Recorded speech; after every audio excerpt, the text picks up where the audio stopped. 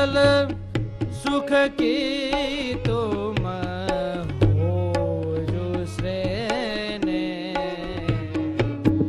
प्राणवत प्राण सुत आए बतन हित, सकल सुख की तुम हो जो श्रेणे, गोविंदा प्रभु बिना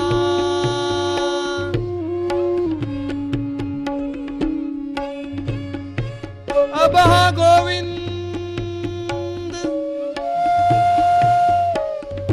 प्रभु बिना,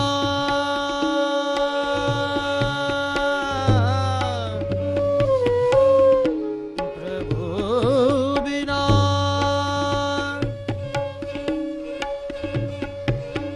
गोविंद प्रभु बिना रहत नहीं एक चिनु, अति आतुर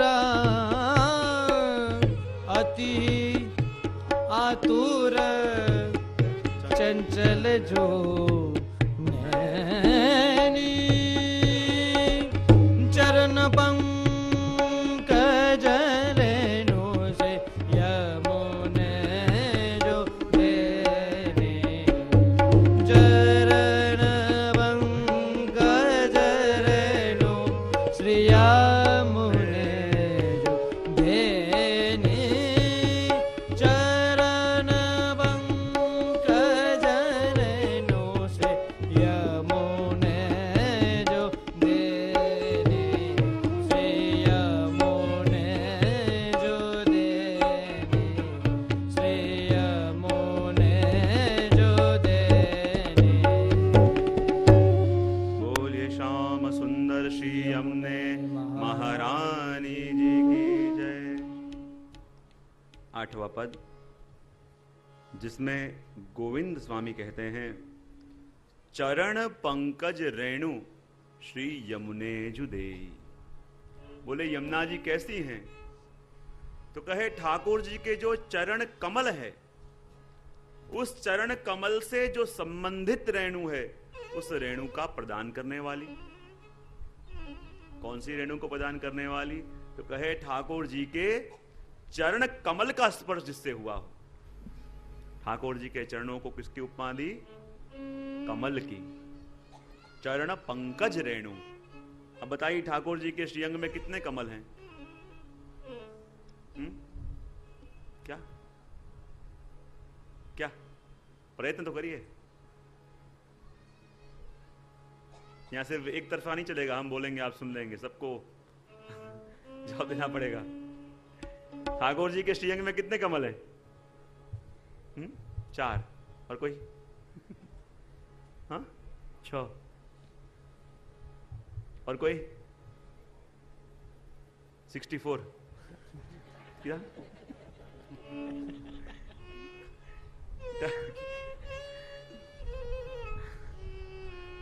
ठाकुर जी के श्रीअंग में कितने कमल हैं?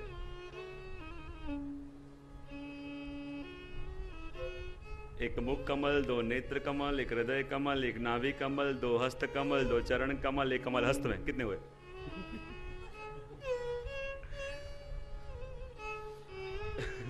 एक मुख कमल, 2 नेत्र कमल, 2 हस्त कमल, एक हृदय कमल, एक नाभि कमल, 2 चरण कमल, एक कमल हस्त में।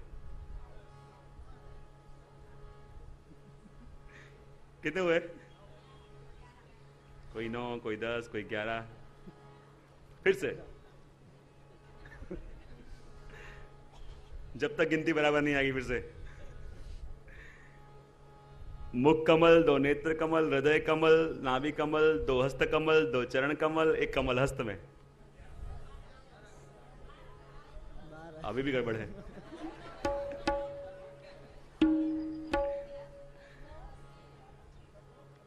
लगता है कल से पहले 1 घंटा मैथमेटिक्स की क्लास देनी पड़ेगी। मुख कमल, एक मुख कमल, 2 नेत्र कमल, एक मुख कमल, 2 नेत्र कमल, हृदय कमल, नाभि कमल, 2 हस्त कमल, 2 चरण कमल, 1 कमल हस्त में। कितने हुए? अभी भी कंफ्यूजन है। फिर से, 1 मुख कमल, 1 हृदय कमल, कितने हुए? 2। 1 नाभि कमल, कितने हुए? 3 बराबर। 2 हस्त कमल, कितने हुए? हाँ हाँ। 1 हृदय कमल, कितने हुए? 2 चरण कमल, 2 चरण कमल। मुख कमल, 2 नेत्र कमल, हृदय कमल, नाभि कमल, 2 हस्त कमल, 2 चरण कमल और 1 कमल हस्त में। कितने हुए? अभी भी 10। कितने हुए? 1 कमल हस्त में मिला के कितने हुए? फिर से एक बार, आखिरी बार। 1 मुख कमल, 1 मुख कमल हुआ।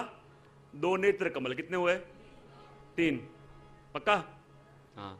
1 हृदय कमल, 1 नाभि कमल, 2 हस्त कमल, 2 चरण कमल और 1 कमल हस्त में। पक्का है अब? बराबर। तो आगे बढ़ू। तो ठाकुर जी के श्रीअंग में कितने कमल हैं? 10 कमल। और सूरदास जी अपने पदों में वर्णन करते हैं ना, देखे री मैंने 20 कमल एक ठौर। सूरदास जी पद गाते हैं और पद में वर्णन करते हैं, मैंने एक संग 20 कमल को देखा। किसने कहा, अरे सूरदास जी आपने एक संग 20 कमल कहां देखे? बोले, मैं कहीं जा रहा था और देखा कि ठाकुर जी और स्वामी जी युगल स्वरूप से विराजमान हैं। 10 कमल वो और 10 कमल। यहां तक तो ठीक था। आगे के पद में गाते हैं, देखे री मैंने 40 कमल एक ठौर। मैंने एक संग 40 कमल देखे। इसने कहा 20 कमल देखे, तब तक तो ठीक था, ये 40 कमल आपने कहां देखे? बताया, मैं एक दिन कहीं जा रहा था, देखा ठाकुर जी और स्वामी जी विराजमान हैं और सामने दर्पण रखा हुआ है। देखे री मैंने 40 कमल एक ठौर। और आगे पद गाते हैं, देखे री मैंने 60 कमल एक ठौर। देखे री मैंने 60 कमल एक ठौर। किसी ने कहा 10 ठीक था, 20 ठीक था, 40 ठीक था, ये 60 कमल आपने कहां देखे? बोले, एक बार मैं कहीं जा रहा था, ठाकुर जी स्वामी जी विराजमान थे, सामने दर्पण था और पास में यमुना जी बह रहे थे। 20, 20 और 20 यमुना जी में। देखे री मैंने 60 कमल एक ठौर। तो ऐसे ही चरण कमल, और चरण कमल के स्पर्श का सुख जिसको मिला है, ऐसी रेणु को जो देने वाले हैं वो यमुना जी हैं। और देखिए यमुना जी का स्वरूप भी कैसा। आचार्य यमुनाष्टक में कहते हैं ना, स्फुरद मंदरेणुत्कटाम। स्फुरद यानी जल, अमंद यानी कम, रेणु यानी रज, उत्कटाम यानी अधिक है जिसमें, ऐसा यमुना जी का स्वरूप। आप जाएं गोकुल में ठकरानी घाट पे और आपको इस स्वरूप के दर्शन होंगे कि जिस स्वरूप में जल कम और रज अधिक। कितना चल के जाना पड़ेगा आपको? यमुना जी दूर पधारते जा रहे हैं। बोले क्यों? क्योंकि यमुना जी ने पुष्टि जीवों के ऊपर कृपा करने के लिए ही अपना स्वरूप ऐसा रखा जिसमें जल कम और रज अधिक। बोले क्यों? क्योंकि वो रज अधिक आपने रखी है, और वो रज कोई साधारण रज नहीं है। वो रज कौन सी है? मुरारी पद पंकज स्फुरद मंदरेणुत्कटाम। वो रज कोई साधारण रज नहीं, वो तो मुरारी भगवान के चरण कमलों की रज है। बोले भगवान मुरारी कब बने? कि जब भगवान ने मूर नाम के दैत्य को मारा तब। कहते हैं नरकासुर ने जब 16,000 कन्याओं को बंदी बना के रखा था, और यमुना जी में मूर नाम के दैत्य को आपने रक्षा करने के लिए रख दिया कि जो भी जीव भगवान से मिलना चाहे उनको मिलने मत दो। और आचार्य मूर का अर्थ करते हैं दैत्य पंच शिराजलात, कि जिसके 5 सिंह थे, काम क्रोध लोभ मोह मद मत्सर। वो 5 सिंह वाला दैत्य रहता था यमुना जी में, उसका काम क्या? भक्त और भगवान के बीच में अंतराय उत्पन्न करे, भक्त और भगवान को मिलने न दे। और कहते हैं भगवान ने इस मूर को मारा और भक्त और भगवान का मिलन हुआ। तो आचार्य श्री कहते हैं भगवान ने यमुना जी में से तो मूर को मारा, पर वो मूर निकल के हम सबके अंदर छुप गया। और वो अंदर रहा मूर क्या करता है? हमारा और प्रभु के बीच का अंतराय बढ़ाता है। प्रभु से मिलने जाएं और उसी टाइम कोई घर का काम याद आवे और वो जाते हुए छोड़ के हम वो करने भागे। ये क्या है? ये हम नहीं कर रहे, ये आपके अंदर रहा मूर आपसे करवा रहा है। और इसलिए हमारे अंदर रहे मूर का नाश हो और भगवत अंतराय कम हो, अंतराय दूर हो, उसके लिए ही कृपा करके यमुना जी ने अपने स्वरूप में जल कम रखा और रज अधिक रखी, क्योंकि वो रज कोई साधारण नहीं, मुरारी भगवान के चरण कमलों की रज है। और जब हम उस रज में जाएं और उस संबंध का मात्र से, उस रज के संबंध मात्र से हमारे अंदर रहे मूर का नाश हो और हमारा ठाकुर जी से जल्दी जल्दी मिलन हो, क्यों विचार करके यमुना जी ने अपने स्वरूप में जल कम और रज अधिक रखी। और यमुना जी के जल का, यमुना जी की रज का प्रभाव भी कैसा? चरण पंकज रेणु श्री यमुनेजु देनी, कलयुग जीव उदाहरण कारण, काटत पाप अब धार पैनी। उस रज का सामर्थ्य ऐसा है कि कितना भी दोष किसने किया क्यों ना हो, और वो जब इस रज पे आए, इस तट पे आए और इस रज का संबंध उसे हो, तो इस रज के संबंध मात्र से उसके जन्मों जन्मों के दोषों का क्षय हो जाता है। कहते हैं एक मुसाफिर कहीं आया था और यमुना जी के तट से होता हुआ जा रहा था, बढ़ता बढ़ता बढ़ता बढ़ता कहीं आगे गया और आगे कहीं गलियों में निकला गांव में, तो देखा उसने कि आगे गांव की गलियों में बहुत सारे प्रेत नाच रहे हैं।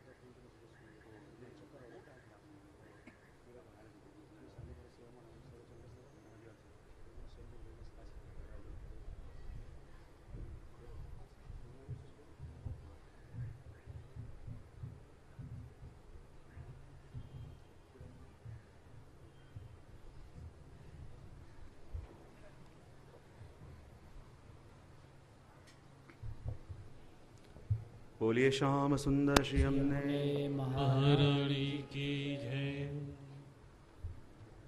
बहुत आनंद का विषय है। श्री यमुना जी के गुणगान चल रहे हैं, यमुना जी का गुणगान हो रहा है और उसी के दौरान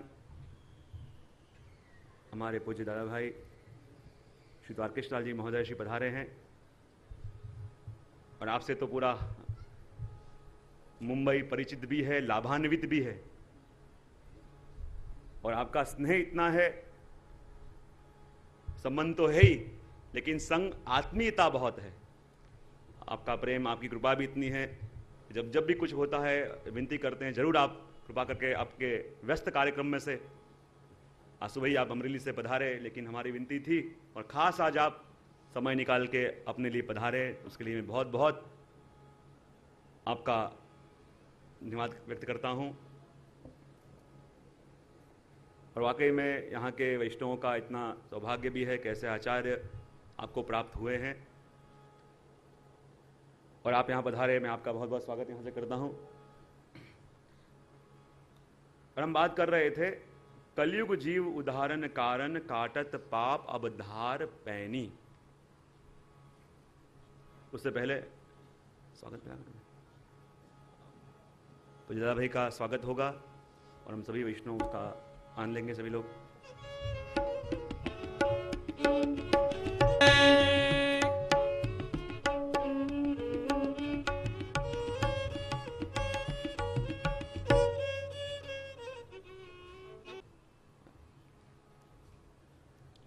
बोलो श्याम सुंदर श्री यमुने महारानी की जय। यमुना जी की रेणु की बात अपन कर रहे थे कि जब कोई मुसाफिर यमुना तटवर्ती क्षेत्र के किसी गांव में घूम रहा था और वहां पे किसी प्रेत को उसने नाचते हुए देखा। प्रेत नाच रहा था, गा रहा था, उसको आश्चर्य हुआ। पूछा, तुम क्यों नाच रहे हो? बोले, आज हमारी बेटी की शादी है। बोले, आपकी बेटी की शादी? बोले, किससे? कि सामने देखो, यमुना जी के तट पे से एक आदमी गुजरता हुआ आ रहा है। बोले, हाँ दिख रहा है। बोले, जानते हो आदमी कौन है? बोले, कौन है? कि वो ऐसा दुष्ट है कि एक भी ऐसा गलत काम नहीं होगा जो उसने किया ना हो। लोगों को मारा है, लोगों को परेशान किया है, कईयों की जान ली है, और ऐसा दुष्ट आत्मा वहां यमुना जी के तट पे से चलते आ रहा है और अभी कुछ मिनटों के अंदर ही उसका मृत्यु होने वाला है, और मृत्यु होते ही वो प्रेत बनेगा और हम अपने बेटे की विवाह उसके संग करेंगे। आश्चर्य हो गया, और आश्चर्य से उसने देखा तो वहीं सामने से एक बैल भागता हुआ आया, और भागते भागते बैल ने अपने दोनों सींग उसके पेट में घुसा दिए और वहीं वो आदमी खत्म हो गया। विचार करने लगा, बात ठीक है, जैसा उसने कहा बिल्कुल वैसा ही हुआ, और वो आदमी तो निकल गया अपने काम से। लेकिन जब बाद में घूमता घूमता वापस लौटा तो उसने देखा कि वो प्रेत बैठा बैठा रो रहा है। विचार करने लगा, अरे आप क्यों रो रहे हैं? आपके तो बेटे की शादी थी। बोले, शादी कैंसिल हो गई। बोले, क्यों? कि वो आदमी तो आपने कहा दुष्ट आ रहा है, मरने के बाद प्रेत बनने वाला है, और मेरे सामने वो मरा। बोले, आपके सामने वो मरा जरूर, लेकिन वो प्रेत नहीं बना। बोले, क्यों? क्योंकि वो जब दुष्ट आत्मा यमुना जी के तट पे से चलता हुआ आ रहा था और सामने से जब बैल भागता हुआ आया तो बैल ने अपने सींग पहले यमुना जी की रज में घिसे, और वही रज वाली सींग लेके जब उसने उस दुष्टात्मा के पेट में गए और यमुना जी की रज की संबंध मात्र से उस दुष्टात्मा का भी उद्धार हो गया। यमुने महारानी जी की जय। और ऐसी रज जिसको प्रदान करने वाली श्री यमुना जी हैं। तो कलयुग जीव उदाहरण कारण, काटत पाप अवधार पैनी। आगे कहते हैं, प्राणपति प्राण सुत आए भक्तन हित, सकल सुख की तुम हो जो श्रेणी। गोविंद प्रभु बिना रहत नहीं एक छिनु, अति ही आतुर चंचल जुनैनी। कहते हैं, कितनी कृपा श्री वल्लभ की, श्री विठ्ठल की हुई। प्राणपति यानी श्री महाप्रभु जी, प्राण यानी ठाकुर जी, और ठाकुर जी के जो प्राण पिए हैं ऐसे श्री वल्लभ। प्राण सुत यानी श्री गोसाई जी। प्राणपति प्राण सुत आए भक्तन हित। आप दोनों का पदार्पण मानो हम कलयुग के जीवों का उद्धार के लिए हुआ है, क्योंकि न आपका प्रागट्य होता और न इन जीवों को यमुना जी के महात्मा का ज्ञान होता। हे प्रभु, आप कृपा करके पधारे, और आपने पधार के जब श्री यमुना जी के स्वरूप को हमको समझाया, इस पूंजी जो हमारे पास थी लेकिन जिसका ज्ञान हमको नहीं था, और उस पूंजी का दर्शन हमको कराया, ऐसे श्री वल्लभ श्री विठ्ठल की कृपा का पात्र और कौन पा सकता है। हे यमुना जी, आप कैसी हो? सुखल सुख की तुम हो जो श्रेणी।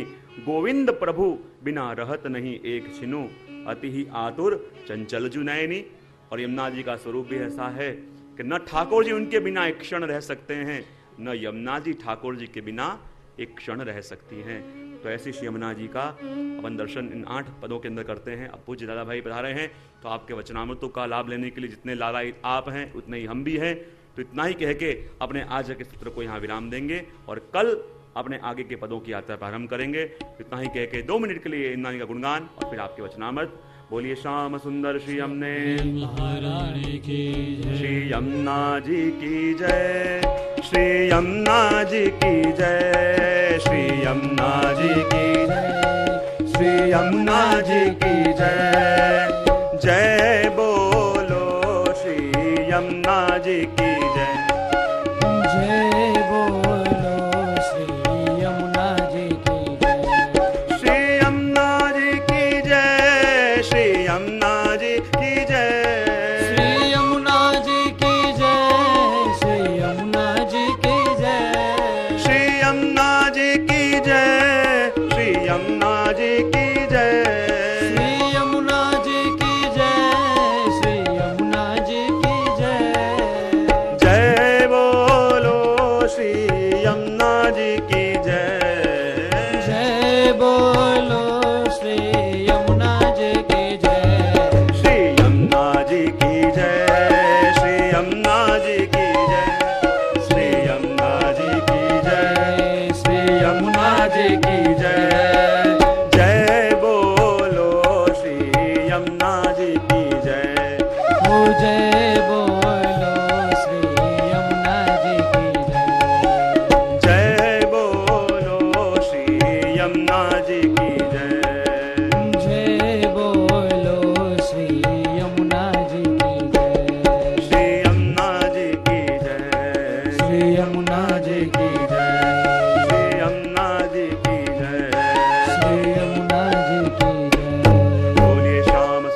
श्री यमुने महारानी की जय।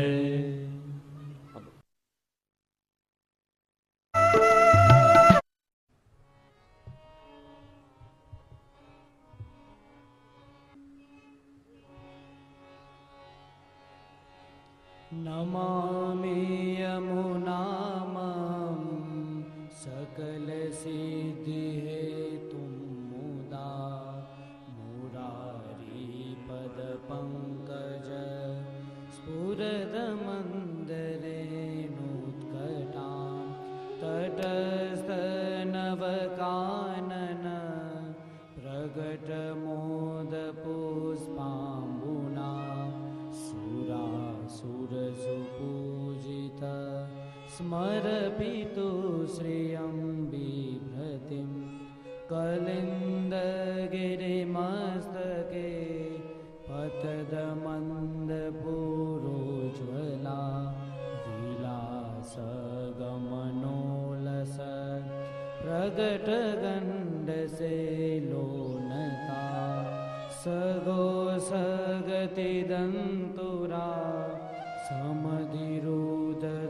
समधिरुददोलोत्तमा मुकुन्दरतिवर्धने जयति पद्मबन्धुसुता भुवं भुवनपावने मदिगतामनेकस्वने प्रियाभिरिव सेविता सुखमयूरहंसादिवे तरङ्गभुजकङ्कण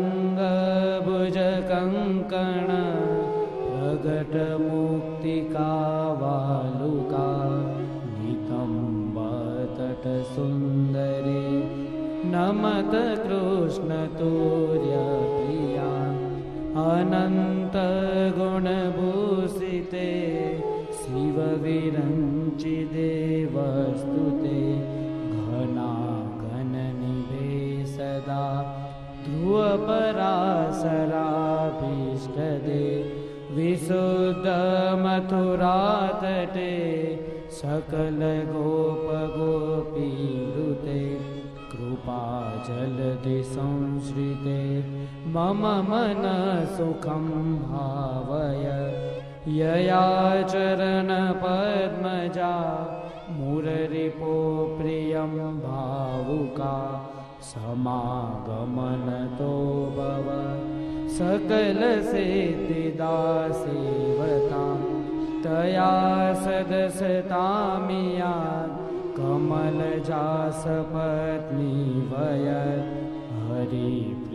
हरिप्रियकलिन्दया मनसि मे सदा स्थीयता नमोऽस्तु यमुने सदा तव चरित्रमद्यद्भुतं न जातु यमयातना भवति ते पयपानत यमोऽपि भगिनीसुतान् कथमुहन्ति दुस्तानपि प्रियो भवति सेवना तव हरेर्यथा गोपिका ममास्तु तव सन्निधो तनुनवत्वमेतावता न दुर्लभतमारति मुररिपो मुकुन्द प्रिये अतोऽस्तु तव लालना सुरधुनी परं सङ्गमा तवैव भुवि कीर्तिता न तु कदापि पुष्टिस्थिते स्तुतिं तव करोधिक कमलजासपत्नी प्रिये हर्यदनुसेवया भवति सौख्यमामोक्षत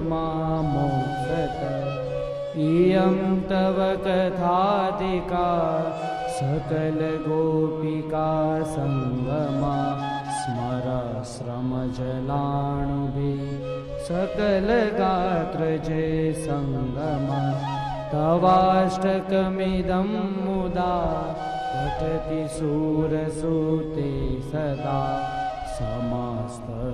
समस्तदुरितक्षयो भवति भवति वै मुकुन्दीयते तया सकलसिद्धयो मुररिपुष्य सन्तुष्यते स्वभावविजयो भवेत् वदति वल्लभ श्रीहरे स्वभावविजयो भवेत् वदति वल्लभ श्रीहरे स्वभावविजयो भवेत् वदति वल्लभ श्रीहरे। श्याम सुंदर श्री यमुने महारानी जी की जय। बोलिए गोवर्धन नाथ की जय। श्याम सुंदर श्री यमुने महारानी जी की जय।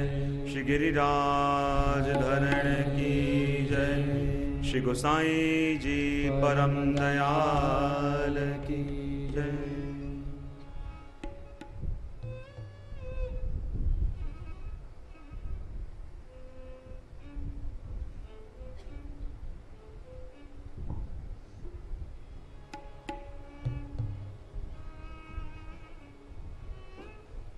नमो भगवते तस्मै कृष्णायाद्भुतकर्मणे रूपनाम विभेदेन जगत् क्रीडति यो यतः। प्रभुर्नंद कुमारो में स्वामिनी वृषभानुजा कृतार्थोऽहं कृतार्थोऽहं कृतार्थोऽहं न संशय। शाम तेरी बंसी बजे धीरे धीरे। श्याम तेरी बंसी बजे धीरे धीरे। ओ शाम तेरी बंसी बजे धीरे धीरे। श्याम तेरी बंसी बजे धीरे धीरे। बजे यमुना जी के तीरे। बजे धीरे धीरे श्री यमुना जी के तीरे। बजे धीरे धीरे श्री यमुना जी के तीरे। बजे धीरे धीरे श्री यमुना जी के तीरे। शाम तेरी बंसी बजे धीरे धीरे। आओ से तालियां बजाते बजाते। बजे धीरे धीरे।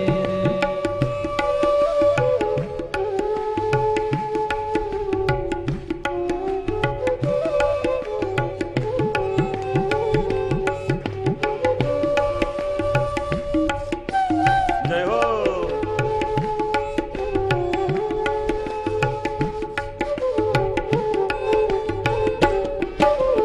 इत मथुरा गोकुल नगरी।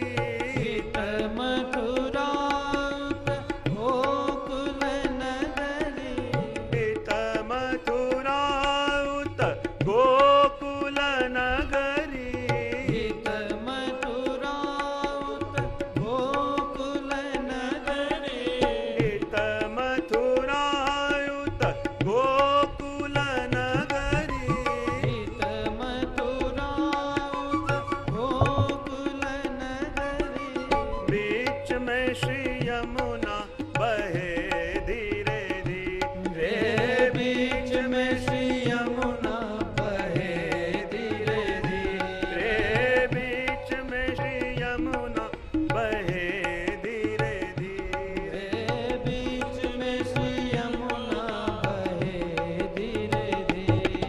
ओ शाम तेरी बंसी बजे धीरे धीरे। श्याम तेरी बंसी आओ से। बजे धीरे धीरे।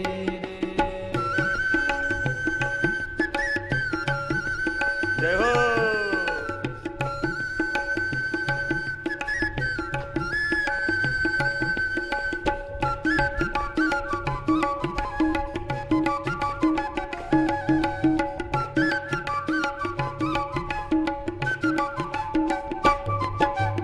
इत मधुमंगल हुत में श्री दामा हित मधु मंगल भाव से हुत में श्री दामा हित मधु मंगल हुत में श्री दामा हित मधु मंगल हुत में श्री दामा बीच में कन्हैया चले धीरे धीरे बीच में कन्हैया चले धीरे धीरे बीच में कन्हैया चले धीरे धीरे बीच में कन्हैया चले धीरे धीरे ओ शाम तेरी बंसी बजे धीरे धीरे ओ श्याम तेरी बंसी बजे धीरे धीरे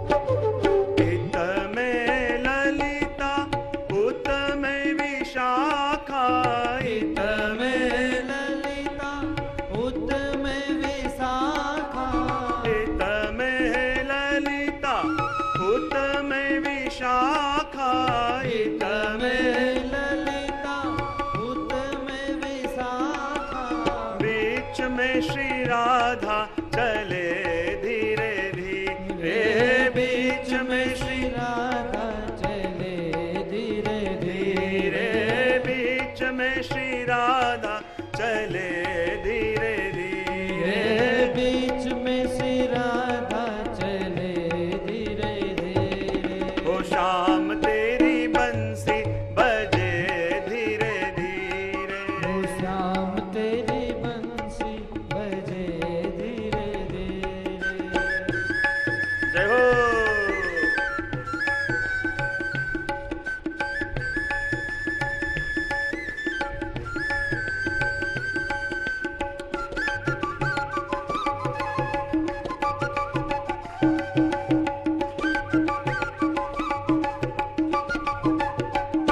हित में कौरव हुत में पांडव हित में कौरव हुत में पांडव हित में कौरव हुत में पांडव हित में कौरव हुत में पांडव बीच में गीता सुनाए धीरे धीरे बीच में गीता सुनाए धीरे धीरे बीच में गीता सुनाए धीरे धीरे बीच में गीता सुनाए धीरे धीरे ओ शाम तेरी बंसी बजे धीरे धीरे श्याम तेरी बंसी बजे धीरे धीरे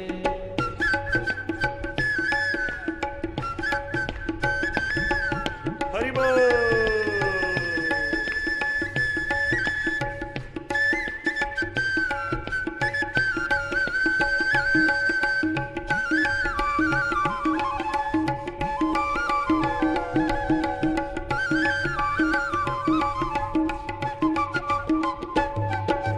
कदम्ब की डारी पे झूला पर्यो है कदम्ब की डारी पे झूला पर्यो है कदम्ब की डाली पे झूला पर्यो है कदम्ब की डारी पे झूला पर्यो है श्याम और राधा झूले धीरे धीरे श्याम और राधा झूले धीरे धीरे श्याम और राधा झूले धीरे धीरे श्याम और राधा झूले धीरे धीरे श्याम तेरी बंसी बजे धीरे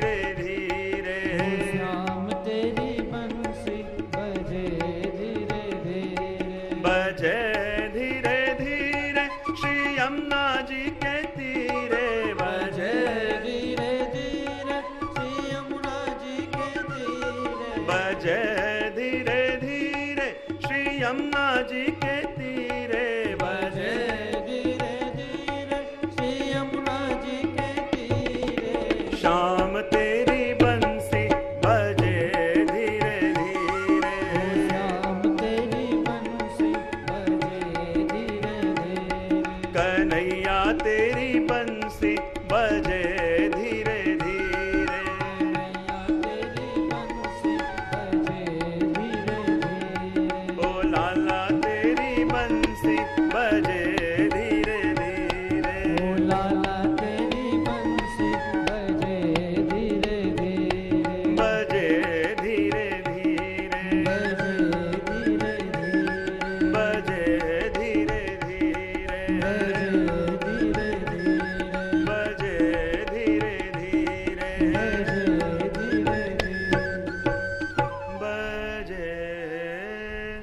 धीरे धीरे।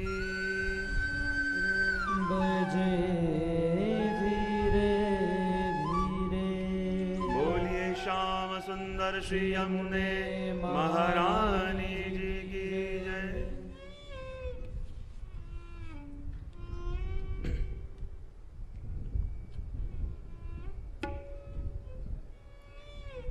श्री यमुना गुणगान महोत्सव में श्री यमुना जी के स्वरूप का दर्शन करने आए, श्री यमुना जी के गुणगान का पान करने आए मेरे सभी आत्मीजनों, बहुत आनंद का विषय है। संघवी परिवार के द्वारा ये सुंदर आयोजन इस अधिक मास के अंदर हुआ कि जिसका लाभ हम सब अपने नेत्रों द्वारा, अपने कर्णों द्वारा प्राप्त करने का प्रयत्न कर रहे हैं। और देखिए, मैं नहीं कहता कि मैं श्री यमुना जी के गुणगान कर रहा हूं, हम नहीं कह सकते, क्योंकि गुणगान हम क्या करेंगे। गुणगान तो श्री आचार्य श्री ने किया, गुणगान तो उन भगवदियों ने किया, गुणगान तो वो गोपियों ने किया। हम गुणगान नहीं करते, हम तो सिर्फ गुणानुवाद करते हैं। गुणगान तो उन्होंने किया है और उसी गुणगान का अनुवाद हम इस सत्र के द्वारा करने का प्रयत्न कर रहे हैं। कल तक अपन ने श्री यमुना जी के करीब 8 पदों तक का दर्शन अपन ने किया और 8 पद के बाद 9वें पद से चित स्वामी के पदों का प्रारंभ होता है। और मैंने पहले ही कहा था कि जब तक कर्ता का परिचय बराबर न हो, कृति बराबर समझ में ना आए। और 9वें पद से पद आते हैं हमारे चित स्वामी के। चित स्वामी कौन? वही चितू चौबे कि जिसके मन में यह विचार आया कि गुसाई जी में ऐसा तो क्या है, श्री गुसाई जी के स्वरूप में ऐसी तो क्या मोहिनी है कि एक बार भी जो उनके सानिध्य में जाता है उनका हो के रह जाता है। ऐसी क्या कामन आप करते हैं, ऐसी तो क्या मोहिनी आप करते हैं कि जो आपके सानिध्य में जाए आपका होके रह जाए। परीक्षा करनी चाहिए। विचार किया श्री गोसाई जी की परीक्षा कैसे करें। परीक्षा करने की ठानी और विचार किया कि गोसाई जी के पास मैं दंडवत करने जाता हूं, लेकिन खोटा नारियल और खोटा सिक्का लेके जाता हूं।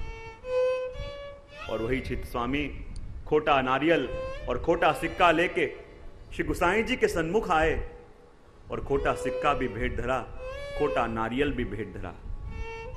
कई लोग निंदा करते हैं, गुरु के पास गए, परीक्षा करने गए, लेकिन गुरु के पास जाके भेंट क्या धरा?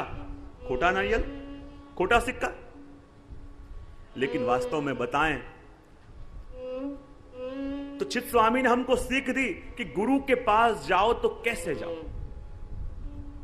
छित स्वामी ने मात्र खोटा सिक्का और खोटा नारियल गुरु के चरणों में नहीं धरा, पर गुरु के पास जाके अपनी स्थिति बताई। खोटा नारियल रखा क्योंकि श्रीफल है, उसको शास्त्रों में मस्तक का प्रतीक मानते हैं। शिखा होती है, आंख होती है, यज्ञ में होमते हैं। श्रीफल मस्तक का प्रतीक है।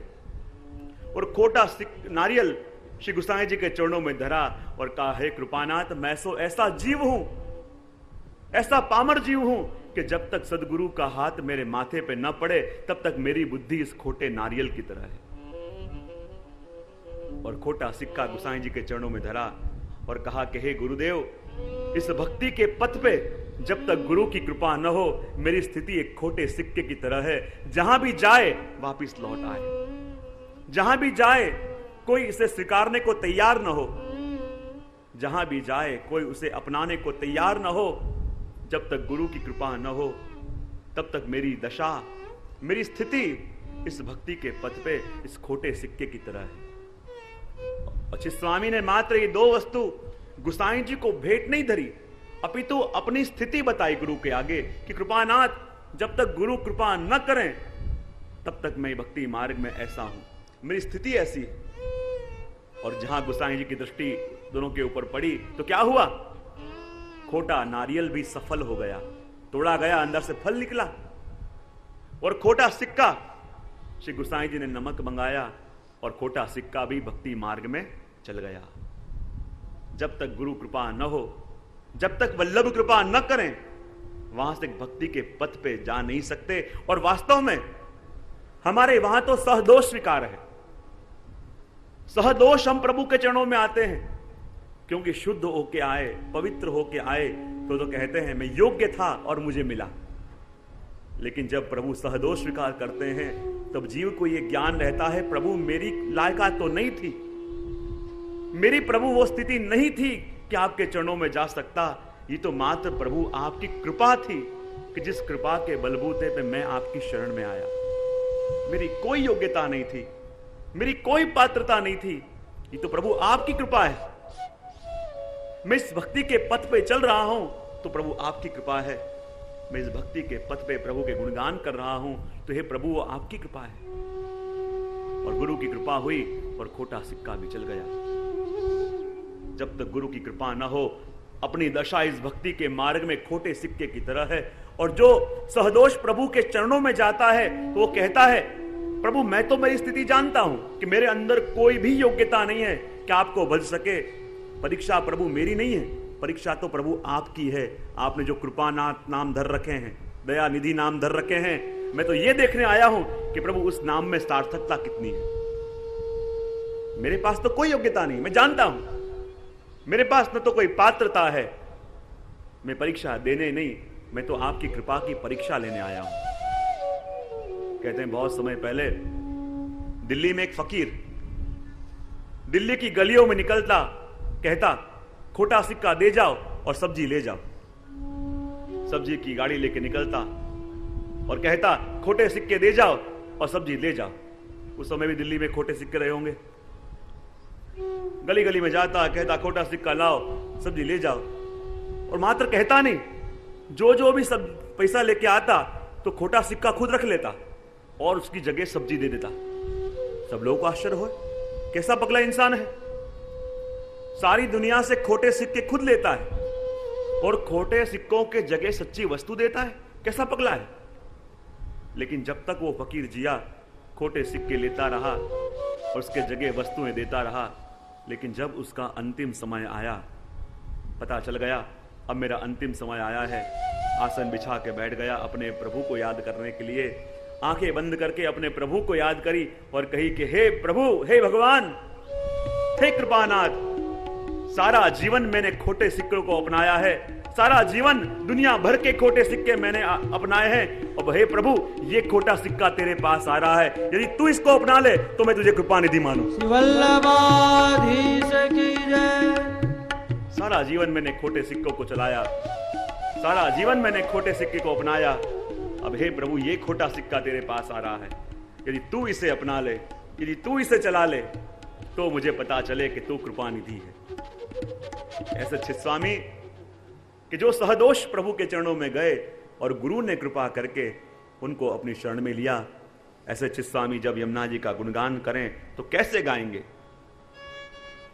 और उन्होंने तो प्रारंभिक किया, जिसपे गुरु की कृपा हो जाए वो भक्ति मार्ग में चले नहीं, भक्ति मार्ग में दौड़े।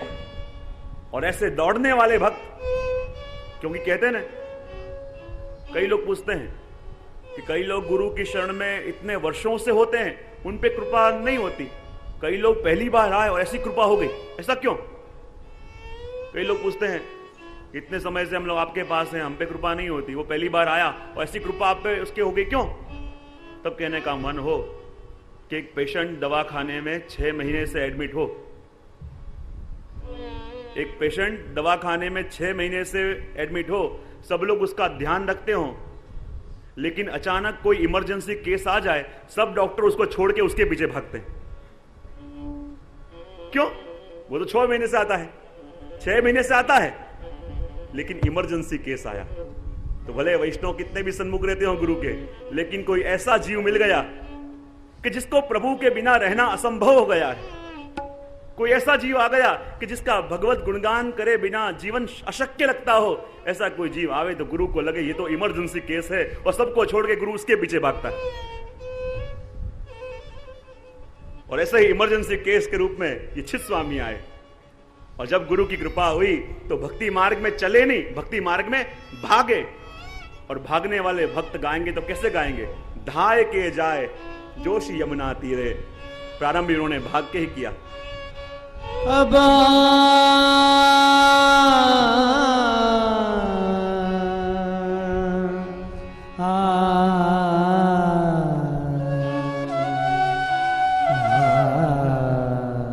मालकोश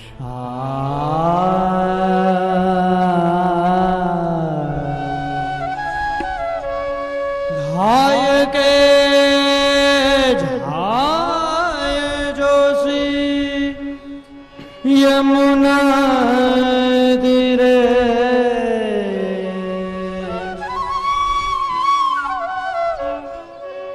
धाय के जाय जोशी यमुना तीरे धाय के जाय जोशी यमुना तीरे धाय के जाय जोशी यमुना तीरे।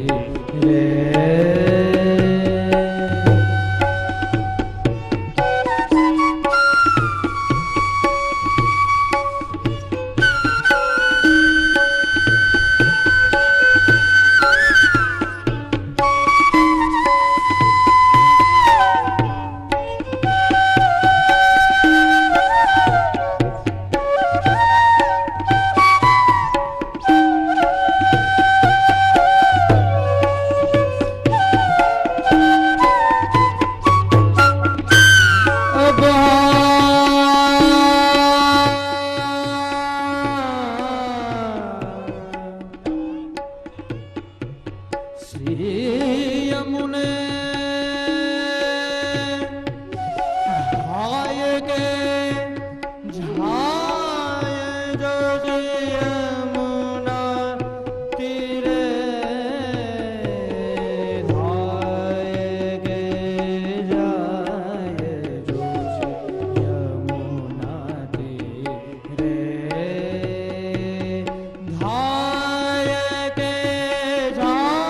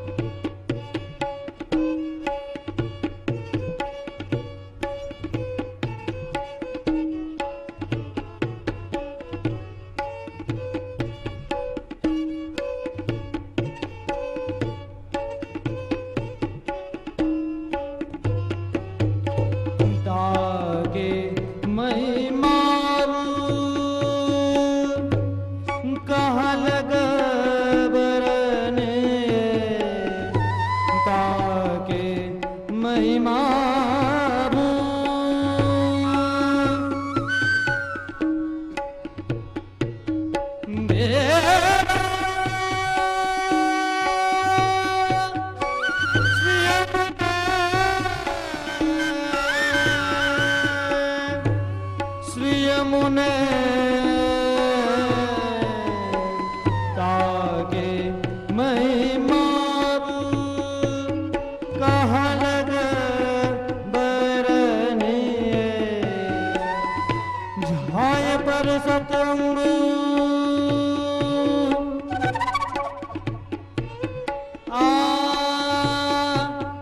झाय पर सतंग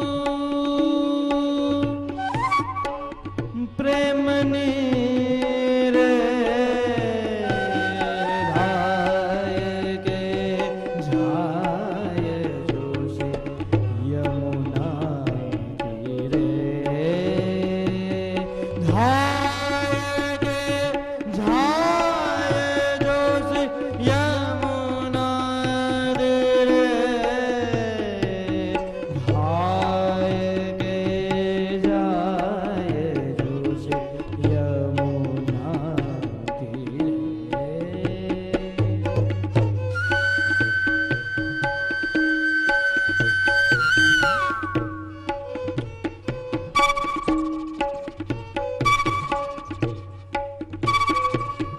हे हो क्या बात है?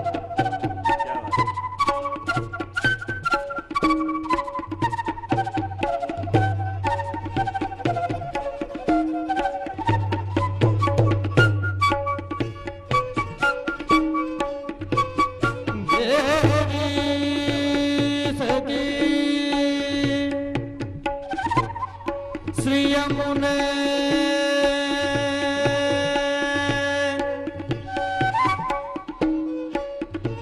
श्री यमुने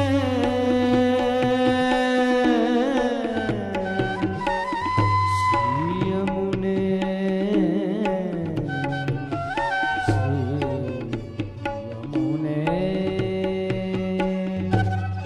निस दिन के लिए करत मनमोहना निस दिन के लिए करत मनमोहन या संग भक्तन है जो धीरे निस दिना के लिए करत मनमोहना या संग भक्तन की है जो धीरे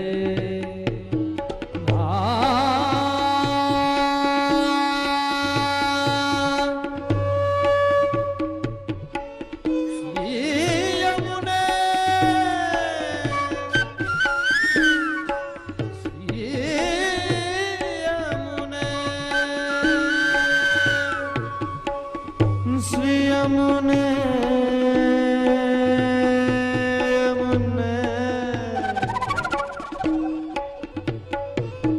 चित स्वामी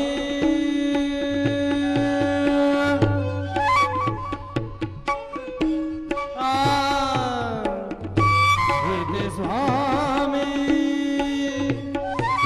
गिरिधर विठ्ठल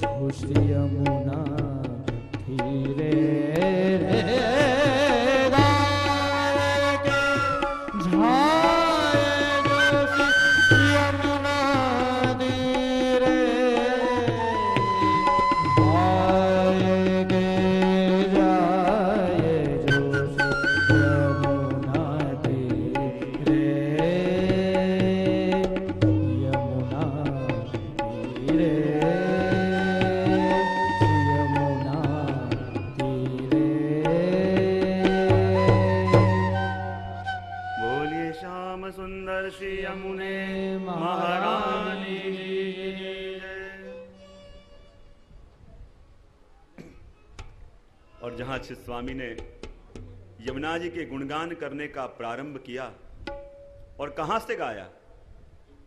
धाए के जाए जो श्री यमुना तीरे, ताकि महिमा अब कहां लग बरनिए, जाए परसत अंग प्रेम नीरे।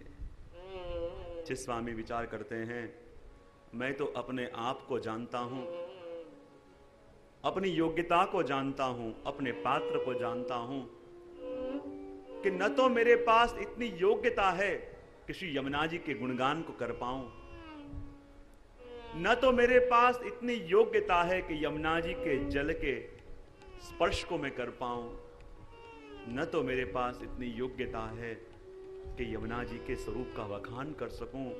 मेरे पास तो इतनी योग्यता नहीं है, पर मैं तो उस जीव का गुणगान करना चाहूंगा कि जो भागता हुआ श्री यमुना जी के पास जाता है। यमुना जी के गुणगान करने का सामर्थ्य मेरे में इतना नहीं है, लेकिन मैं तो उस भगवती के गुणगान करना चाहता हूं कि जो यमुना जी की तरफ, यमुना जी के प्रति, यमुना जी की शरण में भागता हुआ जाता है। नहाए के जाए जो श्री यमुना तीरे, ताकि महिमा अब कहां लग बरनिए। उस भगवती की बात करी है कि जो यमुना जी के तट पर, यमुना जी के सानिध्य में, यमुना जी के सन्मुख भागता हुआ जाता है। जब इंसान धीरे धीरे जाता है, इसका मतलब क्या? कि जहां जाना है वो वस्तु स्पष्ट नहीं है, लेकिन जब भागता हुआ जाता है, इसका मतलब क्या? कहां पहुंचना है, किसे प्राप्त करना है, ये इसके मन में बिल्कुल स्पष्ट हो चुका है। मैं तो उस भगवती के बखान करना चाहता हूं कि जो यमुना जी के लिए लालायित होके यमुना जी के शरण में भागता हुआ जाता है। और देखिए, जहां तक हृदय में ताप ना हो, जहां तक हृदय में मिलने की उतावल ना हो, जहां तक हृदय में विरह ना हो, वहां तक उनकी प्राप्ति कैसे हो? और भाग के वो भगवती जाता है जो कहता है कि हे यमुनेजु, मुझे आपसे कुछ नहीं चाहिए, मुझे तो एक आपकी कामना है। विचार करो, हम बार बार श्रीनाथ जी जाएं, बार बार गिरिराज जी के दर्शन करने जाएं, बार बार हवेलियों में दर्शन करने ठाकुर जी के जाएं, पर अपने आप से पूछो कि कितनी बार ठाकुर जी के सन्मुख गए और कितनी बार ठाकुर जी से मांगा और कितनी बार ठाकुर जी को मांगा।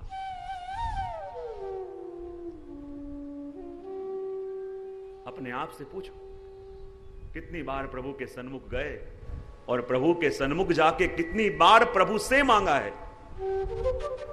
और कितनी बार प्रभु को मांगा है।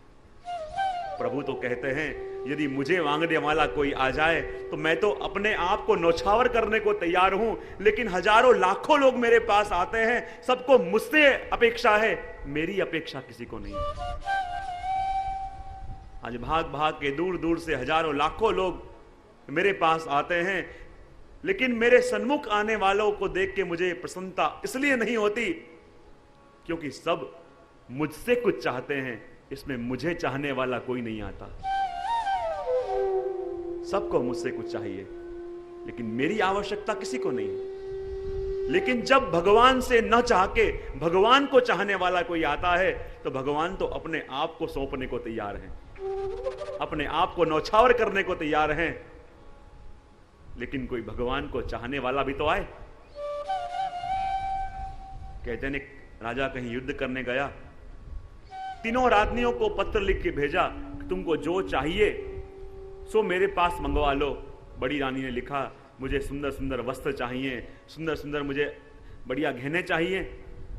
दूसरी रानी ने लिखा, मुझे सुंदर सुंदर आभूषण चाहिए, हीरे पन्ने माणिक के रत्न के श्रृंगार चाहिए। लेकिन तीसरी जो छोटी रानी थी, उसने कागज लिया, सोचा, कागज पे कुछ लिख ना पाई, सिर्फ एक लिख के उसने राजा को भेज दिया। मंत्री जब तीनों रानियों के पत्र लेके आए, बड़ी रानी का पत्र देखा, लिखा है वस्त्र चाहिए, सुंदर जेहरा चाहिए। राजा ने कहा, उनके बड़ी रानी के वहां वस्त्र भेज दो। दूसरे नंबर की रानी का पत्र देखा, लिखा था मुझे सुंदर अलंकार चाहिए, गहने चाहिए। राजा ने कहा, उनके वहां गहने भेज दो। तीसरी रानी का पत्र लिया, लिखा था सिर्फ एक विचार किया, बड़ी रानी कितनी बुद्धिशाली है, स्पष्ट लिखा था। दूसरी रानी भी कितनी समझदार है, लेकिन छोटी रानी बिल्कुल मूर्ख है। कुछ मांगना था लेकिन मांगना भी ना आया, कुछ लिखा नहीं, सिर्फ एक लिख के भेज दिया, इसका क्या मतलब? तब मंत्री ने कहा, अरे राजा, सबसे बुद्धिशाली कोई है तो वो तीसरी है। बोले क्यों? बड़ी ने कहा, मुझे वस्त्र चाहिए, आपने उसके पास वस्त्र भेज दिए। दूसरी नंबर की ने कहा, मुझे गहने चाहिए, आपने उसके पास गहने भेज दिए। लेकिन तीसरी कहती है, मुझे और कुछ नहीं, मुझे तो एक आप चाहिए। उसकी वहां आपने गहने भेजे, उसके वहां वस्त्र भेजे, लेकिन जो आपको चाहती है आप उसके घर गए, और जिसको आप मिल गए ये सारा राज्य उसका हो गया। अब क्या चाहिए? सब कुछ मांग लिया मैंने एक तुझे मांग के, सब कुछ मांग लिया मैंने एक तुझे मांग के, उठते नहीं हाथ मेरे इस दुआ के बाद। क्या मांगे? जहां एक प्रभु मिल गए, एक प्रभु की प्राप्ति हो गई, फिर उसके जीवन में और क्या मांगना शेष रह जाए? लेकिन प्रभु भी कब क्षण में जाते हैं, प्रभु भी ऐसे नहीं रिश्ते, वो भी कसौटी करते हैं, देखते हैं मेरे पास तो आ गया है, लेकिन मुझसे कुछ मांगने आया है या मुझे मांगने आया है।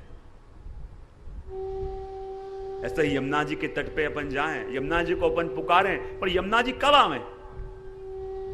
जैसे कोई मां हो, रसोई बना रही हो, छोटा सा बच्चा बैठा बैठा रो रहा है, मां मां मां के पुकार रहा है। मां देखती है, इसको मेरी आवश्यकता है या मुझसे अपेक्षा है? बेटा जोर जोर से रो रहा है, मां मां मां। मां चुपचाप उनके पास गई, कुछ खिलौने पड़े थे, खिलौने की टोकरी वहां रख दी, बेटा खिलौने से खेलने लगा। मां ने कहा, अभी इसे मेरी जरूर नहीं है। फिर से रसोई में गई, काम करने लगी। थोड़ी देर हुई, फिर से बच्चा रोने लगा, मां मां बुलाने लगा। मां ने विचार किया, क्या मुझे याद कर रहा है? मां फिर से गई, कोई चॉकलेट बिस्किट कुछ पड़ा था वो उसके हाथ में दे दिया, बच्चा वो खाने में लग गया, मां को भूल गया। मां ने कहा, अभी भी इसे मेरी जरूर नहीं है। रसोई में गई, रसोई करने लगी, वहां थोड़ी देर हुई और बच्चे ने जोर जोर से रोना प्रारंभ किया। मां ने खाना दिया, खाना सरका दिया, मां ने खिलौने की टोकरी दी, खिलौने की टोकरी सरका दी। अब मां को लगा, अब इसे मुझसे नहीं मेरी जरूर है, और मां 100 काम छोड़ के भी बच्चे के पीछे भागी और बच्चे को अपनी गोद में ले लिया। तो अपन भी जब यमुना जी का गुणगान करें, यमुना जी अपन को पहले समृद्धि भी देती हैं, यश भी देती हैं, प्रतिष्ठा भी देती हैं, कीर्ति भी देती हैं, विचार करती हैं किसको ये खिलौने चाहिए या मेरी आवश्यकता है। पहले खिलौने देती हैं, और यदि खिलौने में फंस गए तो मां को दर्शन न कर पाएंगे, मां को न मिल पाएंगे। लेकिन जब बेटा कहे कि मां मुझे और कुछ नहीं चाहिए, मुझे तो तेरी कामना है, तो 100 काम छोड़ के भी मां बेटे को गोद में लेने के लिए भागती हुई आ जाएंगी।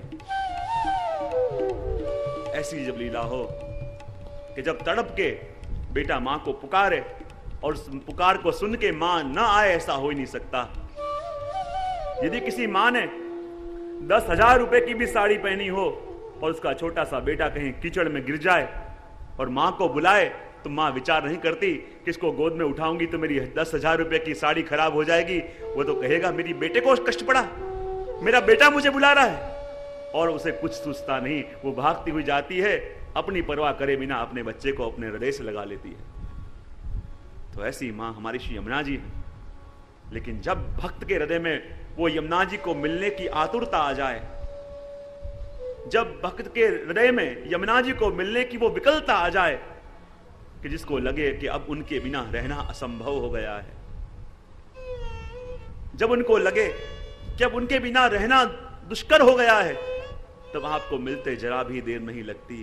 कहते हैं ना, हमारे ठाकुर जी कब पिघलते हैं। हम रोज ठाकुर जी का गुणगान करें, ठाकुर जी की सेवा करें, पर कई बार अपन को लगता है कि प्रभु हम इतना गुणगान करते हैं, इतनी सेवा करते हैं, पर अभी तक आपकी कृपा का अनुभव क्यों नहीं होता, आप आज्ञा क्यों नहीं करते। तब विचार आवे, ठाकुर जी कब पिघले। ठाकुर जी बोले कैसे हैं, तो बोले नवनीत की तरह, माखन की तरह। और माखन को आप यूं ही रखोगे तो माखन पिघलता नहीं है।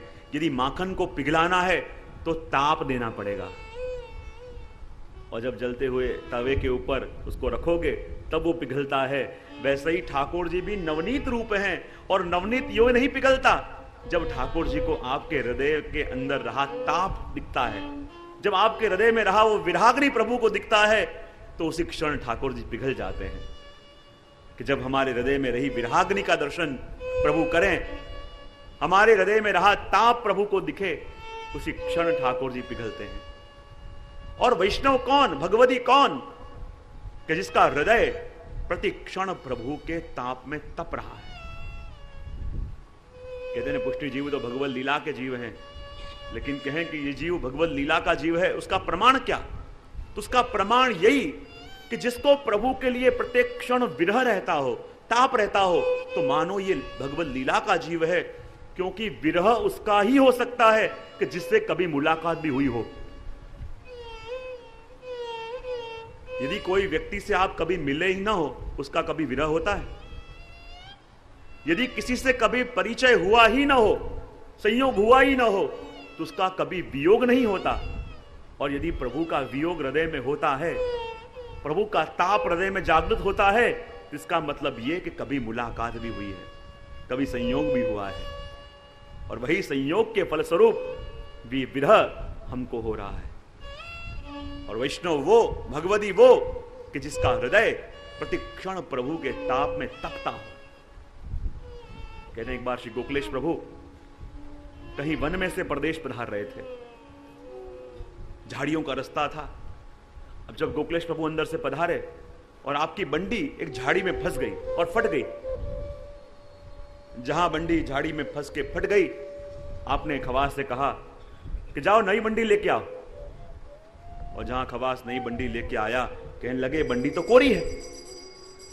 और गोकुलनाथ जी ने कहा कि देखो मैं कोरी बंडी नहीं पहनता, बंडी लेके मैं तभी आऊंगा, बंडी में तभी पहनूंगा कि पहले इस बंडी को तपा के लाओ। अब खवास नया नया आया, विचार करने लगा, ये जंगल में आपने आज्ञा कर दी बंडी को तपा के लाओ, लेकिन यहां मैं कहां अग्नि ढूंढूंगा, यहां मैं कहां आंच ढूंढूंगा? आपने तो आज्ञा कर दी इसको तपा के लाओ, और तपाऊं कहां? तो गोकुलनाथ जी के जो निकट वैष्णव थे, जाके पूछा क्या आपने तो आज्ञा करी है कि कोरी बंडी है, और कोरी बंडी में तभी पहनूंगा जब इसको तपा के लाओ, तो बताओ ये जंगल में मैं अग्नि ढूंढने कहां जाऊं? तब वैष्णव को हंसी आ गई, कहने लगे कि श्री गोकुलेश प्रभु ने आज्ञा करी कि बंडी को तपा के लाओ, तो तपा के लाओ इसका मतलब ये नहीं अग्नि से छुआ के लाओ। और अग्नि में तपाई हुई बंडी हमारे गोकुलनाथ जी धारण नहीं करते। जब आपने कहा बंडी को तपा के लाओ, यानी अग्नि में तपा के लाओ नहीं, किसी भगवती के हृदय का स्पर्श करा के लाओ, क्योंकि भगवती वो है जिसका हृदय प्रभु की विरागनी में जल रहा है।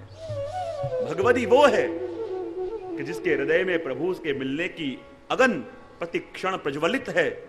वास्तव में भगवती वो है, और उस भगवती के हृदय रूपी विराग्नि में तपी हुई बंडी को हमारे श्री गोकुलेश प्रभु धारण करते हैं। इसलिए कहा धाय के जाए जो श्री यमुना तीरे, हे यमुनाजू मेरा इतना सामर्थ नहीं कि मैं आपके गुणगान कर सकूं, मेरा इतना सामर्थ नहीं कि मैं आपको पुकार सकूं। अरे मैं तो उस भगवती के गुणगान करना चाहूंगा कि जो भागता हुआ आपके तट पे जाता है। मैं तो उस भगवती का गुणगान करना चाहूंगा कि जिसको ये सौभाग्य मिला है कि जो आपका स्पर्श कर सके, आपका दर्शन कर सके, आपके गुणगान कर सके। ताकि महिमा अब कहां लग बरनिए, जाए परसत अंग प्रेम नीरे। जो आपकी तरफ भाग के जाए उसका भी बखान करने का सामर्थ्य मेरे मां नहीं है, तो जो आज आके आपके उस प्रेम नीर का स्पर्श करता है उसका बखान तो मैं क्या करूं। तो आइए इस प्रथम पंक्ति का गान अपन करें और यमुना जी से वही विनती करें कि हमारे अंदर तो वो सामर्थ्य नहीं कि आपका गुणगान कर सके। ऐसी कृपा करो कि जो भगवती आपके सन्मुख जा रहा है हम उसका गुणगान करें। धाय के जाय जो श्री यमुना तीरे, धाय के जाय जो श्री यमुना तीरे, धाय के जाय जो श्री यमुना तीरे, धाय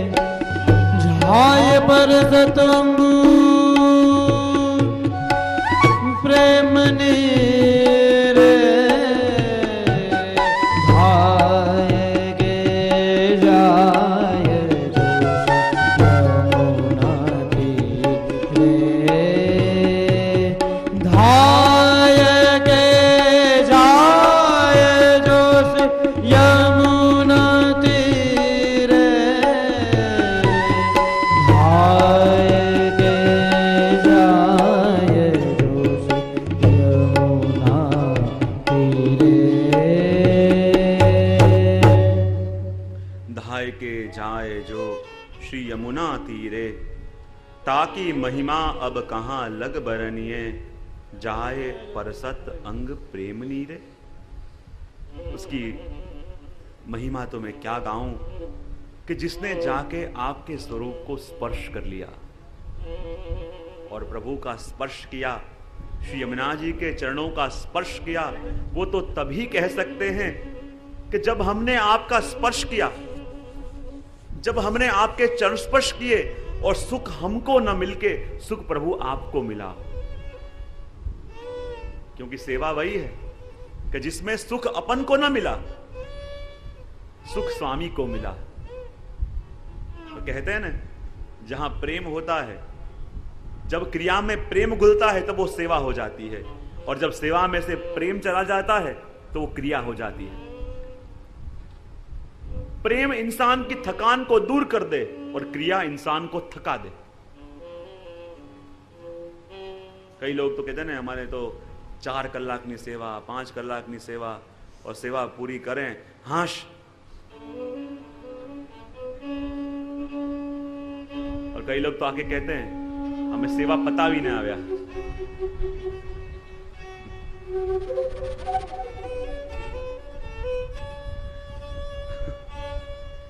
तो जहां क्रिया होती है वहां थकान लगती है, लेकिन जहां प्रेम होता है वहां और कुछ जीव को सूझता भी नहीं है। और सेवा क्या कि जिसको करने के बाद हमें तो सुख मिला, लेकिन हमसे विशेष सुख जिसकी सेवा हो रही है उसको मिला, तो सेवा हुई। और कहते हैं ना, प्रभु का स्पर्श, प्रभु का चरण स्पर्श अपन करें, प्रभु का स्पर्श अपन करें और सिर्फ हमें सुख मिल गया, इसका विचार करें तो सेवा न हुई। पर हमने प्रभु का स्पर्श किया और सुख प्रभु को मिला, तो मानो अब सेवा हुई। इसलिए तो कहते हैं भगवत सेवा में जाएं तो उसका भी एक प्रकार होता है, कैसे सेवा में जाओ। कई लोग तो सेवा में जाते हैं ऐसे देख के लगे, ऐसे बाल बिखरे हुए, वस्त्र ऐसे चुथे हुए, ऐसे अस्त व्यस्त होकर सेवा में जाते हैं, पता नहीं ठाकुर जी को जगाएं तो ठाकुर जी को भी लगता होगा कहां सुबह सुबह इसका चेहरा देखा। ठाकुर जी के पास जाओ, ठाकुर जी के सन्मुख जाओ तो ऐसे होके जाओ कि जब ठाकुर जी आपको देखें तो ठाकुर जी को भी कहने का मन हो जाए कि तेरो मुख नीको के मेरो मुख प्यारी। कि जिसको देख के प्रभु को सुख हो। गोपीजन श्रृंगार करते हैं तो इसलिए श्रृंगार नहीं करते कि हम सुंदर दिखें, गोपीजन श्रृंगार इसलिए करते हैं कि जब हमको श्रृंगार धारण करके देखेंगे तो हमारे प्रभु को सुख मिलेगा। और जहां अपने प्रिय के सुख का विचार हो, जहां अपने प्रभु के सुख का विचार हो, वही तो सेवा है। और अपने प्रभु के श्रीअंग का स्पर्श किया और जब प्रभु को सुख मिले तब मानो कि अब हमारी सेवा हुई। विचार करो हमारे कृष्ण भट्ट कि जिनको श्री गोसाई जी ने साक्षात श्रीनाथ जी के श्रीअंग की सेवा सौंपी, रोज श्रीनाथ जी के श्रीअंग की सेवा करते, और एक दिन गोसाई जी श्रीनाथ जी के श्रृंगार कर रहे थे और पूछी, कृपानाथ ये कृष्ण भट्ट आपकी सेवा तो निकी भांति सो करे। तब श्रीनाथ जी ने कही, हाँ गोसाई जी ये कृष्ण भट्ट मुझे बहुत लाल लड़ाता है, मेरी सेवा भी बहुत सुंदर करता है, लेकिन मेरे आपसे कृष्ण भट्ट की एक फरियाद करनी है। गोसाई जी ने कहा, एक तो आप कह रहे हो कि कृष्ण भट्ट आपकी सेवा बड़ी सुंदर रूप से करता है, एक तो आप कह रहे हो कि आपको बड़ा सुख देता है, और आप कह रहे हो कि आपको उसकी फरियाद करनी है। बोले हाँ फरियाद करनी है। बोले क्या फरियाद करनी है? क्या आप पूछो कृष्ण भट्ट से, इसने समय से वो मेरे श्रीअंग की सेवा कर रहा है तो अभी तक उसने मेरे चरण स्पर्श क्यों नहीं किए? कहीं वन में से प्रदेश पधार रहे थे, झाड़ियों का रास्ता था। अब जब गोकुलेश प्रभु अंदर से पधारे और आपकी बंडी एक झाड़ी में फंस गई और फट गई, जहां बंडी झाड़ी में फंस के फट गई, आपने खवास से कहा कि जाओ नई बंडी लेके आओ। और जहां खवास नई बंडी लेके आया, कहने लगे बंडी तो कोरी है। और गोकुलनाथ जी ने कहा कि देखो मैं कोरी बंडी नहीं पहनता, बंडी लेके मैं तभी आऊंगा, बंडी में तभी पहनूंगा कि पहले इस बंडी को तपा के लाओ। अब खवास नया नया आया, विचार करने लगा, ये जंगल में आपने आज्ञा कर दी बंडी को तपा के लाओ, लेकिन यहां मैं कहां अग्नि ढूंढूंगा, यहां मैं कहां आंच ढूंढूंगा, आपने तो आज्ञा कर दी, इसको तपा के लाओ। और तपाऊं कहां? तो गोकुलनाथ जी के जो निकट वैष्णव थे जाके पूछा, क्या आपने तो आज्ञा करी है कि कोरी बंडी है, और कोरी बंडी में तभी पैरूंगा जब इसको तपा के लाओ। तो बताओ, ये जंगल में मैं अग्नि ढूंढने कहां जाऊं? तब वैष्णव को हंसी आ गई, कहने लगे कि श्री गोकुलेश प्रभु ने आज्ञा करी कि बंडी को तपा के लाओ, तो तपा के लाओ इसका मतलब ये नहीं अग्नि से छुआ के लाओ। और अग्नि में तपाई हुई बंडी हमारे गोकुलनाथ जी धारण नहीं करते। जब आपने कहा बंडी को तपा के लाओ, यानी अग्नि में तपा के लाओ नहीं, किसी भगवती के हृदय का स्पर्श करा के लाओ, क्योंकि भगवती वो है जिसका हृदय प्रभु की विरहाग्नि में जल रहा है। भगवती वो है कि जिसके हृदय में प्रभु के मिलने की अगन प्रति क्षण प्रज्वलित है। वास्तव में भगवती वो है, और उस भगवती के हृदय रूपी विरहाग्नि में तपी हुई बंडी को हमारे श्री गोकुलेश प्रभु धारण करते हैं। इसलिए कहा, धाय के जाए जो श्री यमुना तीरे। हे यमुनाजू, मेरा इतना सामर्थ्य नहीं कि मैं आपके गुणगान कर सकूं, मेरा इतना सामर्थ्य नहीं कि मैं आपको पुकार सकूं। अरे मैं तो उस भगवती के गुणगान करना चाहूंगा कि जो भागता हुआ आपके तट पे जाता है। मैं तो उस भगवती का गुणगान करना चाहूंगा कि जिसको ये सौभाग्य मिला है कि जो आपका स्पर्श कर सके, आपका दर्शन कर सके, आपके गुणगान कर सके। ताकि महिमा अब कहां लग बरनिए, जाए परसत अंग प्रेम नीरे। जो आपकी तरफ भाग के जाए उसका भी बखान करने का सामर्थ्य मेरे मां नहीं है, तो जो आज आके आपके उस प्रेम नीर का स्पर्श करता है उसका बखान तो मैं क्या करूं। तो आइए इस प्रथम पंक्ति का गान अपन करें और यमुना जी से वही विनती करें कि हमारे अंदर तो वो सामर्थ्य नहीं कि आपका गुणगान कर सके। ऐसी कृपा करो कि जो भगवती आपके सन्मुख जा रहा है हम उसका गुणगान करें। धाय के जाए जो श्री यमुना तीरे, धाय के जाए जो श्री यमुना तीरे, धाय के जाए जो श्री यमुना तीरे,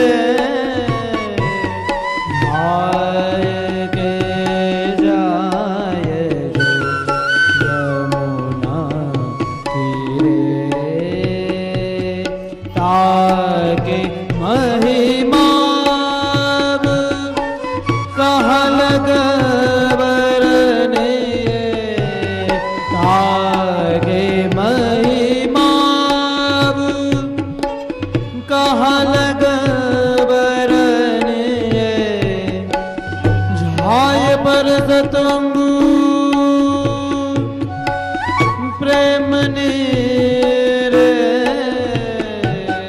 धाय के जाए यमुना तीरे, धाय के जाए जो यमुना तीरे,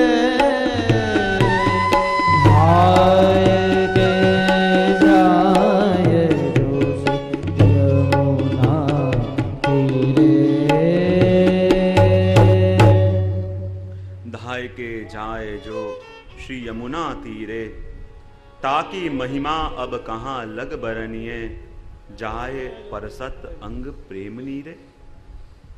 उसकी महिमा तो मैं क्या गाऊं कि जिसने जाके आपके स्वरूप को स्पर्श कर लिया और प्रभु का स्पर्श किया, श्री यमुना जी के चरणों का स्पर्श किया, वो तो तभी कह सकते हैं कि जब हमने आपका स्पर्श किया, जब हमने आपके चरण स्पर्श किए और सुख हमको न मिलके सुख प्रभु आपको मिला।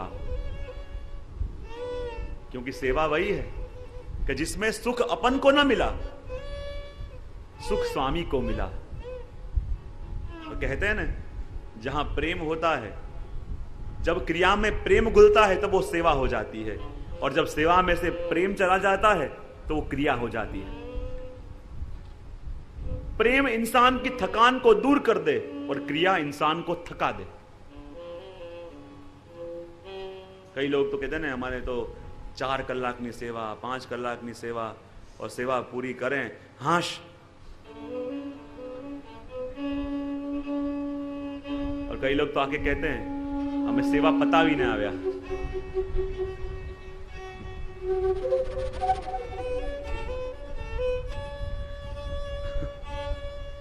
तो जहां क्रिया होती है वहां थकान लगती है, लेकिन जहां प्रेम होता है वहां और कुछ जीव को सूझता भी नहीं है। और सेवा क्या कि जिसको करने के बाद हमें तो सुख मिला, लेकिन हमसे विशेष सुख जिसकी सेवा हो रही है उसको मिला, तो सेवा हुई। और कहते हैं ना, प्रभु का स्पर्श, प्रभु का चरण स्पर्श अपन करें, प्रभु का स्पर्श अपन करें और सिर्फ हमें सुख मिल गया, इसका विचार करें तो सेवा न हुई। पर हमने प्रभु का स्पर्श किया और सुख प्रभु को मिला, तो मानो अब सेवा हुई। इसलिए तो कहते हैं भगवत सेवा में जाएं तो उसका भी एक प्रकार होता है, कैसे सेवा में जाओ। कई लोग तो सेवा में जाते हैं ऐसे देख के लगे, ऐसे बाल बिखरे हुए, वस्त्र ऐसे चुथे हुए, ऐसे अस्त व्यस्त होकर सेवा में जाते हैं। पता नहीं ठाकुर जी को जगाएं तो ठाकुर जी को भी लगता होगा कहां सुबह सुबह इसका चेहरा देखा।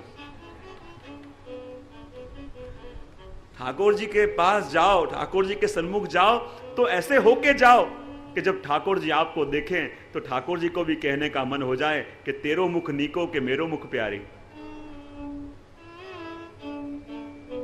कि जिसको देख के प्रभु को सुख हो।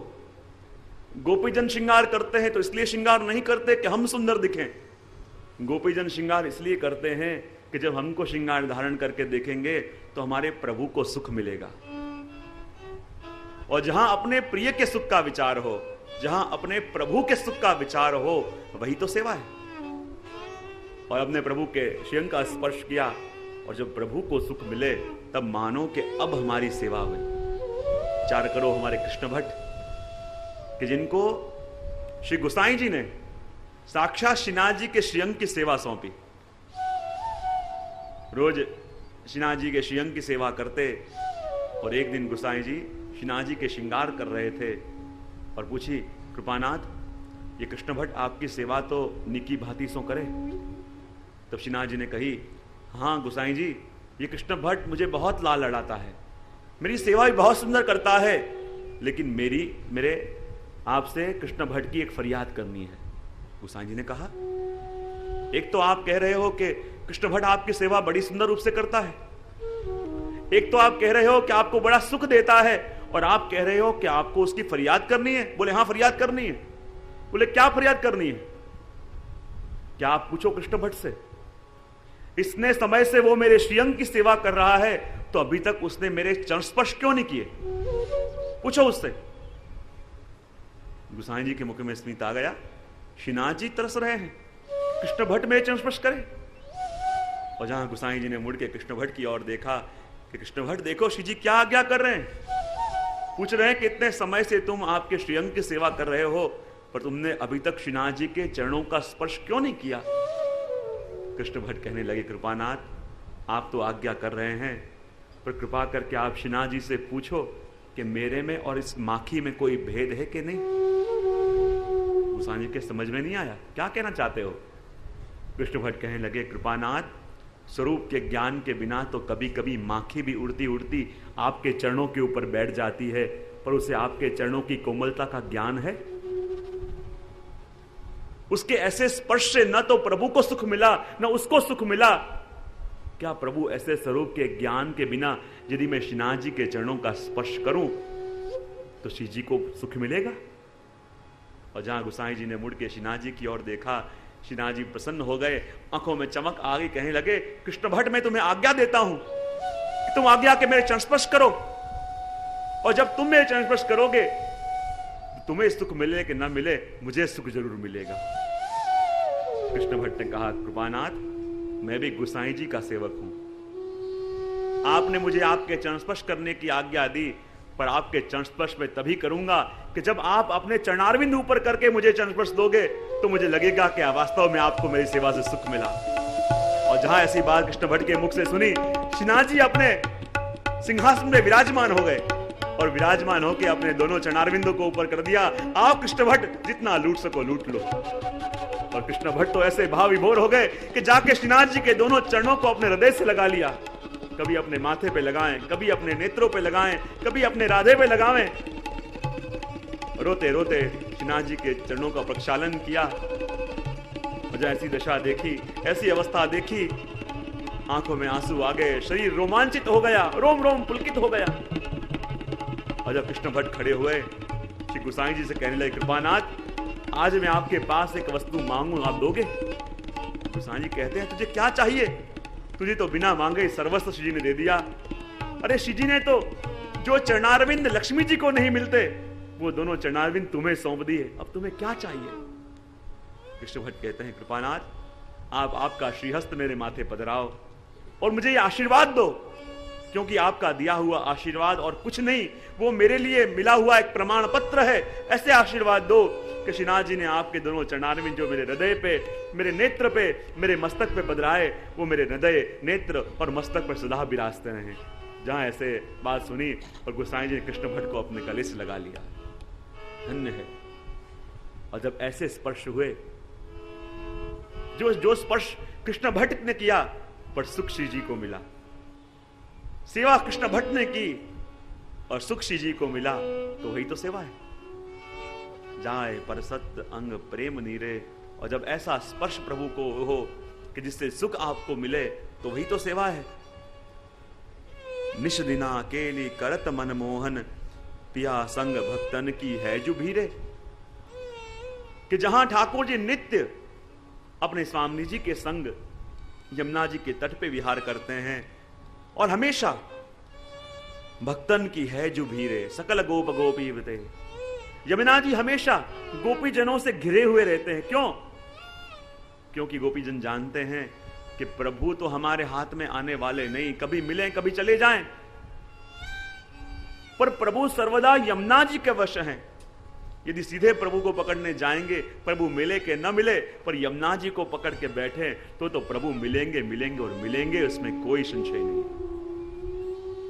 इसलिए यमुना जी के आसपास हमेशा भक्तों की भीड़ रहती है। भक्तन की है जो भीड़े, क्योंकि जब रास में भी प्रभु अंतर ध्यान हो गए, गोपीजन प्रभु को गली गली में ढूंढने लगे। क्या मेरे श्याम यहाँ आए हैं? क्या तुमने मेरे श्याम को देखा? और कहीं जब प्रभु न मिले, गए यमुना जी के तट पे। और जब यमुना जी के तट पे गए, हृदय में दीनता आई, अहंकार पिघला, और जब गोपी गीत गाया, तब प्रभु प्रकट हुए। जो यमुना जी के तट पे भागता हुआ जाता है, उसके गुणगान करे। और दूसरे पद में श्री स्वामी उसके गुणगान करते हैं कि जिसके मुख में श्री यमुना जी का नाम आता है, और कहते हैं, जा मुखते श्री यमुने यह नाम आवे। जा मुखते श्री यमुने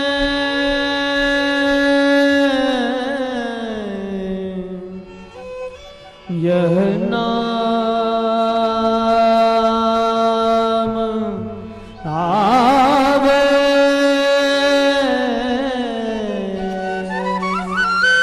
जा मुखते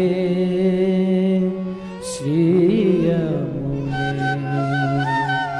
यह नाम आवे। जा मुखते श्री यमुने यह नाम आवे। जा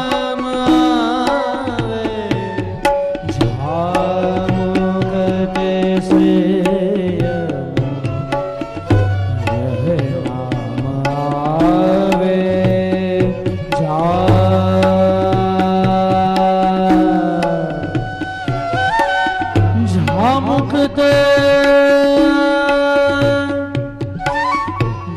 मुखते